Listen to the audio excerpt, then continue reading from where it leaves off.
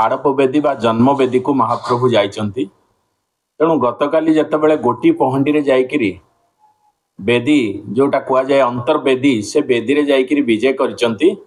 तेणु आज सकाळू टिके विलंबित नीतिकांति चली कहीं जो चार बंधा होता कोठ सुआसिया सेवक माने चार खोली एवं महाप्रभुंकर अधर पोछा बोली गोटे नीति से नीति अनुष्ठित होती। अवकाश नीति समापन होती।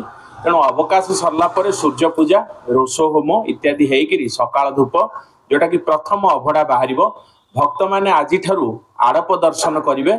एवं आज गोटे विशेष नीति रही आज बुधवार हो महाप्रभुंकर बनक लगी नीति अनुष्ठित हो जो थे कि महाप्रभु रथरे आसला बेलू 2-3 दिन धरी भक्त मान गहली विभिन्न प्रकार तांकर मुखावलोकन टिके मलिन पड़ जाए। तेणु दत्त महापात्र सेवकों द्वारा आज महाप्रभुंकर बनक लगी नीति करा एवं से प्रायतः 3.5 घंटा 4.5 घंटा पर्यंत भक्त मानकर दर्शन बंद राति।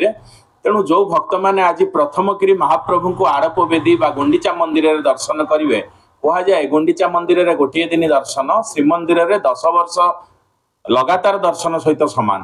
तेणु से पुण्य फल को प्राप्त होगापाई अनेक श्रद्धालु एवं भक्त माने आज महाप्रभु को दर्शन करेंगे एवं आड़प अभड़ा ब्राह्मण भोजन करी निजे आड़प मंडपर अभड़ा बा महाप्रसाद प्राप्ति हेबे। ये हूँ आज नीतिकांति।